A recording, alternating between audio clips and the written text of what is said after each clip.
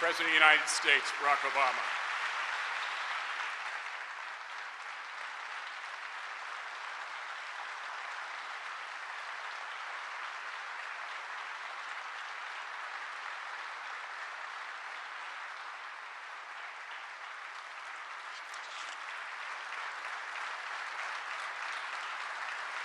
Thank you so much. Thank you. Thank you. Please be seated. Well, good afternoon. Turns out these are easier when you're talking about somebody else. At moments like this, I think of all the times that I've stood before our men and women in uniform, commissioning our newest officers, presiding over promotions, presenting the Commander-in-Chief's trophy to the best football team in the military. I will let you argue over that one. I have never taken sides. Secretary Carter, I could not be more grateful for your gracious words, but more importantly for your outstanding leadership across, as you noted, more than 3 decades and nearly all of my presidency. You have always given me, Ash, your best strategic counsel. You've made sure that we were investing in innovation for the long term and a strong force for the future. As a physicist, Ash is also one of the few people who actually understands how our defense systems work. And I know that our troops and their families are immensely grateful for the compassion that you and Stephanie have shown them over the years. So to you and your family, on behalf of all of us, thank you for your outstanding service.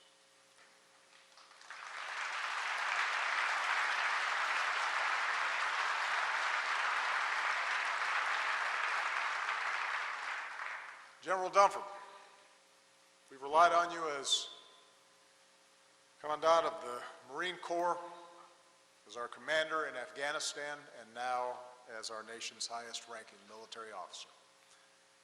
I thank you and General Selva and the entire Joint Chiefs for the unvarnished military advice that you've always provided to me, for your dedication, for your professionalism, for your integrity.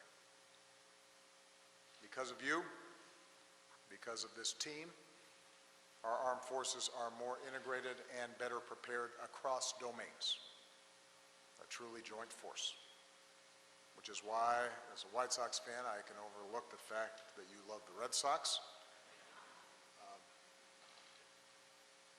Moreover, on a personal note, outside of your professional qualities, you are a good man. And I am grateful to have worked with you. And thank Ellen for allowing you to do this.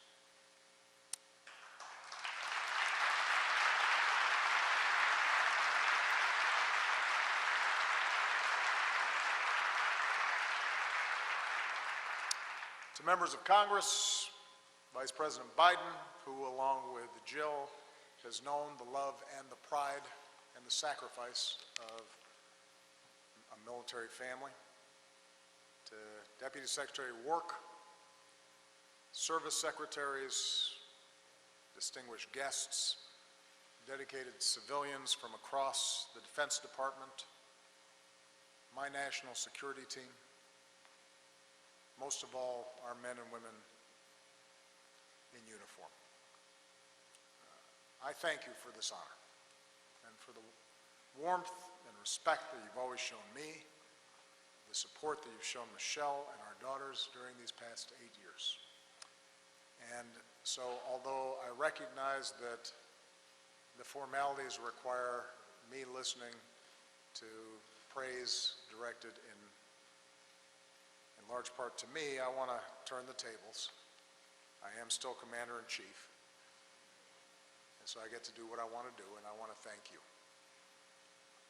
Of all the privileges of this office, and there are many, I will miss Air Force One, I will miss Marine One. But I can stand before you today and say that there has been no greater privilege and no greater honor than serving as the Commander-in-Chief of the greatest military in the history of the world.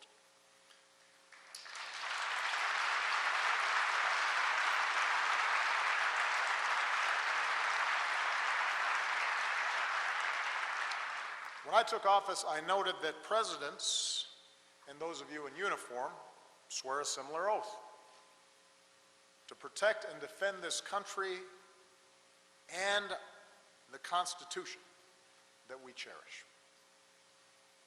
And by stepping forward and volunteering, by raising your right hand and taking that oath, each of you made a solemn pledge. You committed yourself to a life of service and of sacrifice. And I, in turn, made a promise to you, which, to the best of my abilities, I've tried to uphold every single day since. That I would only send you into harm's way when it was absolutely necessary, with a strategy and well-defined goals, with the equipment and the support that you needed to get the job done. Because that's what you rightfully expect, and that is what you rightfully deserve. I made that pledge at a time when less than 1% of Americans wear the uniform. Fewer Americans know someone who serves. And as a result, a lot of Americans don't see the sacrifices you make on our behalf. But as Commander-in-Chief, I do. I've seen it when I look into the eyes of young cadets, knowing that my decisions could very well send them into harm's way. I've seen it when I visited the field, in Bagram, in Baghdad, far from your families, risking your lives so that we can live ours safely and in freedom. And so you have inspired me, and I've been humbled by you consistently. And I want every American to know what I know. Through year after year after year of continuous military operations, you have earned your place among the greatest generations. The list of accomplishments that Joe and Ash so generously mentioned, they're because of you.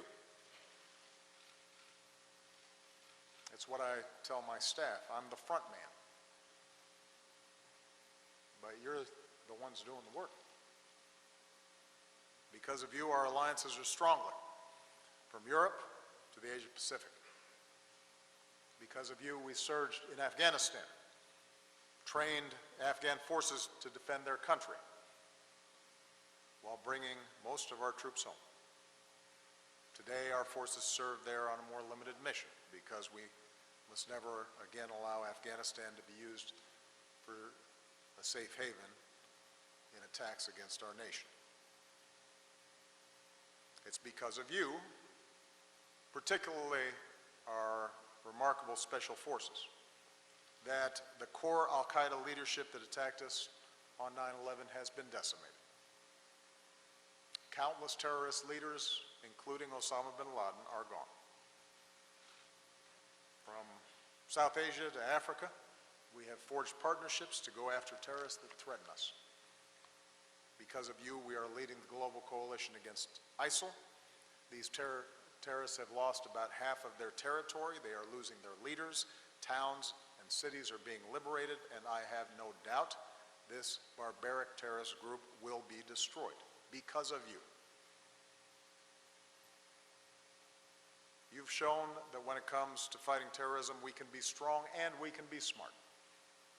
Not by letting our forces get dragged into sectarian conflicts and civil wars, but with smart, sustainable, principled partnerships. That's how we brought most of our troops home, from nearly 180,000 troops in Iraq and Afghanistan down to 15,000 today. That's how, even as we've suffered terrible attacks here at home, from Boston to Orlando, no foreign terrorist organization has successfully planned and executed an attack on our homeland these past 8 years. Because of you, the world has seen the awesome reach of American armed forces. In some of the first few weeks of my job, when Somali pirates took Captain Phillips, later on when they kidnapped Jessica Buchanan, It was you that went in, and you that risked everything, and you that brought these Americans home to their families. The world has seen your compassion to help you deliver in times of crisis, from an earthquake in Haiti to the tsunami in Japan. Think of Ebola and the countless lives this armed forces saved in West Africa. It was you that set up the architecture and set the example for the world's response. One woman in West Africa said, "We thanked God first, and then we thanked America second for caring about us." That's the difference you made. You continue to make in the lives of people around the world. As you know well, with service comes great sacrifice. And after 15 years of war, our wounded warriors bear the scars, both seen and unseen. In my visits to their bedsides and rehab centers, I have been in awe watching a wounded warrior grab his walker and pull himself up, and through excruciating pain take a step and then another. Or hearing troops describe how they grappled with post-traumatic stress but summoned the strength to ask for help.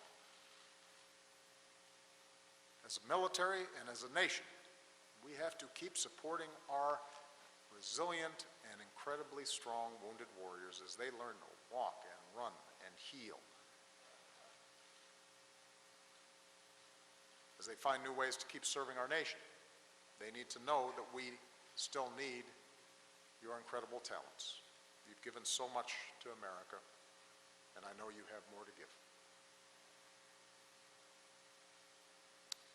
And then you have not seen the depths of true love and true patriotism until you've been to Dover. When our troops receive our fallen heroes on their final journey home. Until you have grieved with our Gold Star families who've given a piece of their heart to our nation, a son or a daughter, a father or mother, a husband or wife,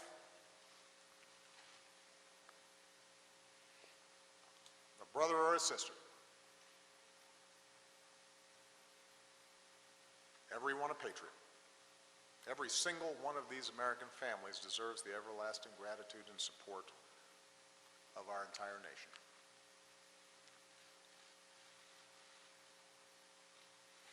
Today, after 2 major ground wars, our armed forces have drawn down, and that is natural and it is necessary. And after reckless budget cuts of sequester, we need to keep improving the readiness and the training and modernizing our forces. So let me take this opportunity, while I still have it, to appeal to our friends from Congress who are here. We cannot go back to sequestration.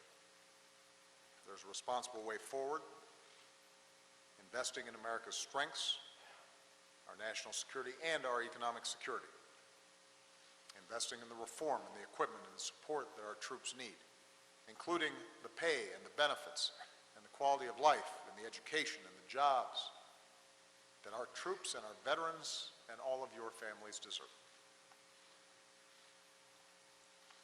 But make no mistake, even with the challenges of recent years, and there have been challenges, our allies and adversaries alike understand America's military remains by far the most capable fighting force on the face of the earth. Our Army, tested by years of combat, is the best trained and best equipped land force on the planet. Our Navy is the largest and most lethal in the world, on track to surpass 300 ships. Our Air Force, with its precision and reach, is unmatched. Our Marine Corps is the world's only truly expeditionary force. Our Coast Guard is the finest in the world. And we're also the best because this military has come to welcome the talents of more of our fellow Americans. Service members can now serve the country they love without hiding who they are or who they love. All combat positions in our military are now open to women. And Joe Biden and I know that women are at least as strong as men. We're stronger for it. It's one of the reasons that our military stands apart as the most respected institution in our nation by a mile. The American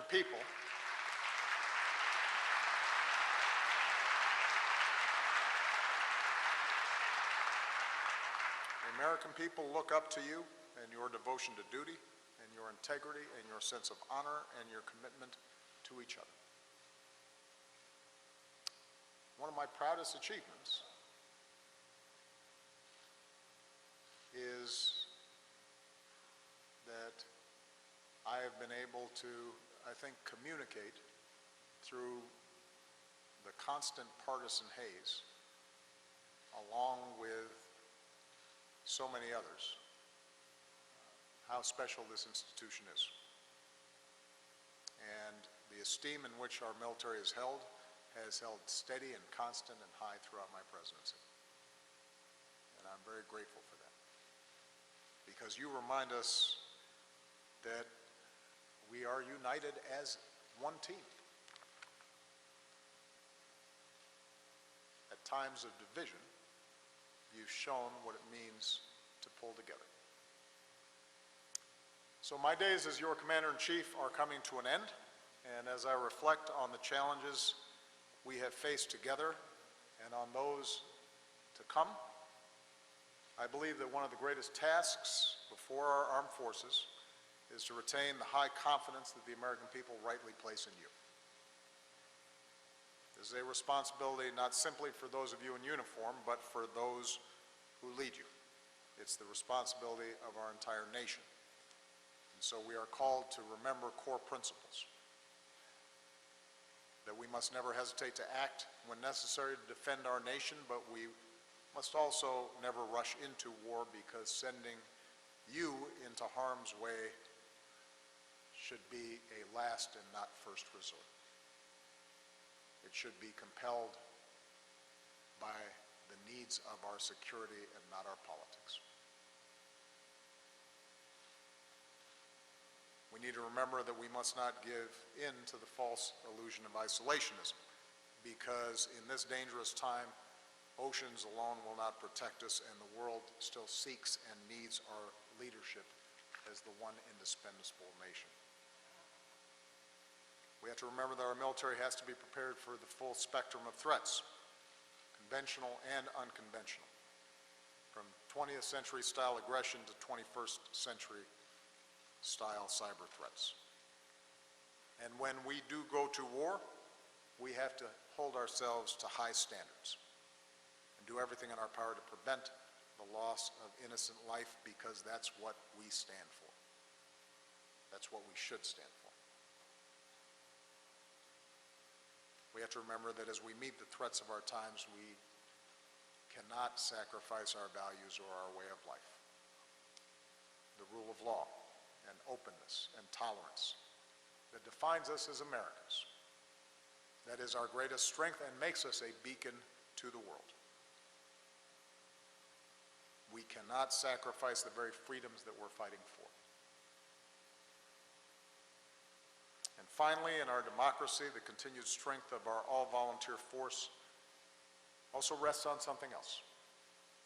A strong bond of respect and trust between those in uniform and the citizens that you protect and defend.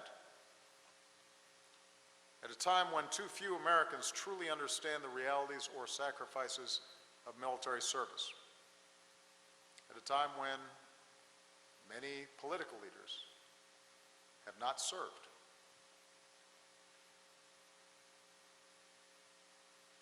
If some in the military begin to feel as though somehow they are apart from the larger society they serve, those bonds can fray.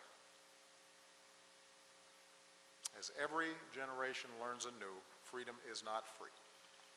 And so while less than 1% of Americans may be fighting our wars, 100% of Americans can do their parts, at the very least, to support you and your families.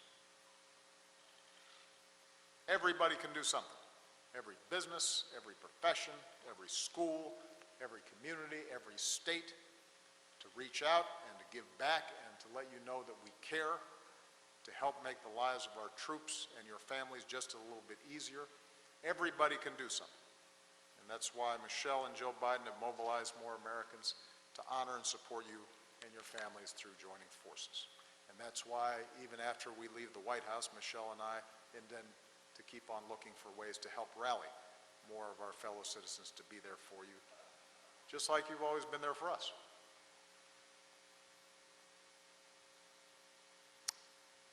So we can't say it enough and we can't show it enough.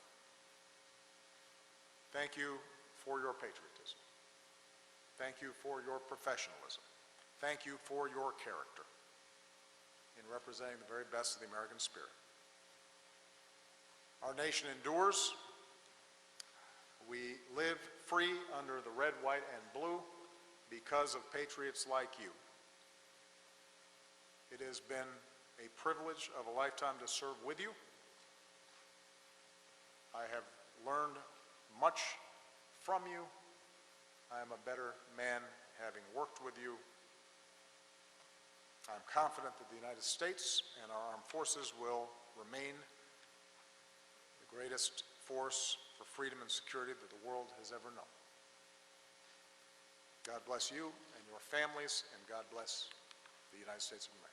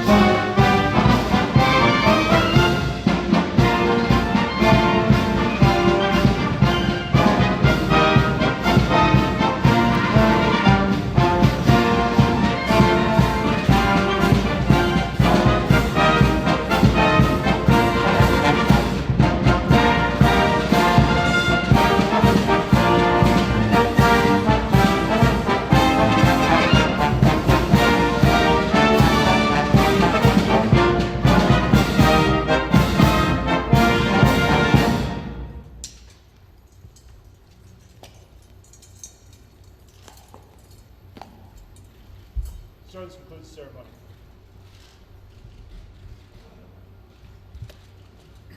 Ladies and gentlemen, this concludes today's farewell tribute in honor of our Commander-in-Chief, Barack Obama, the 44th President of the United States. Please remain at your seats and enjoy the United States Army Band until the departure of the official party from Comedy Hall.